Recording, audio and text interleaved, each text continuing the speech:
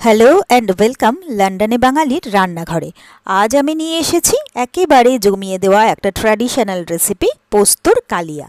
একদিকে পোস্তর ঘ্রাণ, অন্যদিকে ঝাল মশলার সুগন্ধে স্বাদ একেবারে মুখে লেগে থাকবে। একবার খেলে ভুলতেই পারবেন না। তাহলে চলুন ঝটপট শুরু করি আমরা এই মজাদার পোস্তর কালিয়া। তো এই পোস্তর কালিয়া বানানোর জন্য প্রথমেই আমি বেটে নিয়েছি বেশ কিছুটা পোস্তটা কিন্তু খুব মিহি করে বেটে নিতে হবে।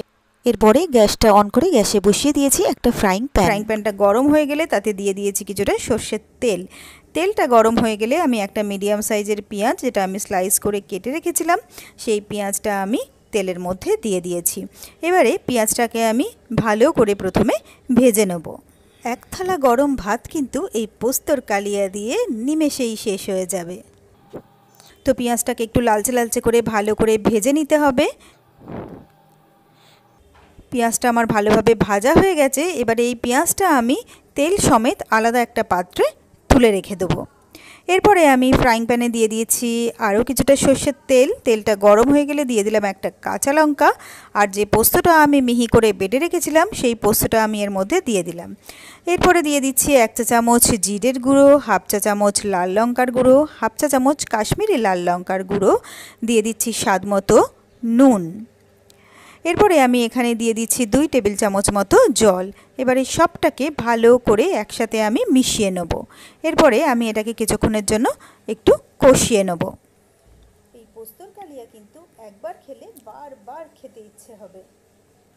তো পোস্তটা 1-1.5 মিনিট কষানোর পরে এবারে যে পেঁয়াজটা আমি ভেজে রেখেছিলাম, আর সেই পেঁয়াজ ভাজা আর তার সাথে যে তেলটাও তুলে রেখেছিলাম, সেই সমস্তটা আমি এই পোস্তর মধ্যে দিয়ে দিলাম।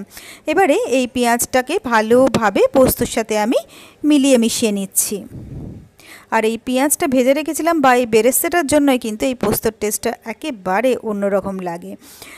এরপরে আমি দিয়ে দিচ্ছি আরও 2 টেবিল চামচ মতো জল। অল্প অল্প করে জল দিয়ে ভালো করে পোস্তটাকে নেড়েচেড়ে রান্না করে নিতে হবে। তো এরকম 2বার থেকে 3বার বারবার জল দিয়ে পোস্তটাকে নেড়েচেড়ে রান্না করে নিতে হবে। পোস্তটা বেশ যখন একটু লালচে লালচে হয়ে যাবে ততক্ষণ পর্যন্ত এটাকে রান্না করতে হবে। তো এটা কিন্তু মিডিয়াম টু লো ফ্লেমে করতে হবে। তো আবারও আমি আরেকবার 2 থেকে 3 টেবিল চামচ মতো জল দিয়ে দিলাম। দিয়ে আরও কিছুক্ষণ নেড়েচেড়ে এটাকে আমি রান্না করে নেব। সময় কিন্তু একদম লাগে না, খুব অল্প সময়ের মধ্যেই কিন্তু এই পোস্তর কালিয়া আমরা তৈরি করে ফেলতে পারি। তো সুন্দরভাবে কিন্তু তেলও এর থেকে রিলিজ করছে। এরপরে আমি এর মধ্যে দিয়ে দিলাম অল্প পরিমাণে একটু চিনি। দেখুন পোস্তটা কিন্তু বেশ একটু লালচে লালচে মতো হয়ে এসছে। এবার চিনিটাকে আমি ভালো করে এর সাথে মিশিয়ে নিয়ে 30 সেকেন্ড মতো নাড়াচাড়া করে রান্না করে নিচ্ছি। এরপরে আমি এর মধ্যে দিয়ে দেবো 1/2 চামচ ঘি, আর দিয়ে দিচ্ছি 1/2 চা চামচ গরম মশলা গুঁড়ো। তো এবারে সবটাকে ভালো করে আমি মিশিয়ে নিচ্ছি। তো ভালো করে সবটাকে মিশিয়ে নিয়ে আরও 40 থেকে 45 সেকেন্ড আমি নাড়াচাড়া করে রান্না করে নেব।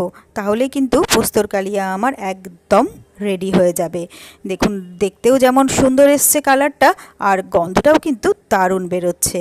তো আমার পোস্তর কালিয়া কিন্তু হয়ে গেছে। গ্যাস অফ করে দিয়েছি। সার্ভ করার জন্য নিয়ে নিয়েছি একটা সার্ভিং বোল। এবারে আমি পোস্তর কালিয়াটা গরম গরম সার্ভিং বোলের মধ্যে তুলে নিচ্ছি। তো এই তো খুব সহজে তৈরি হয়ে গেল চটপট দারুণ টেস্টি পোস্তর কালিয়া।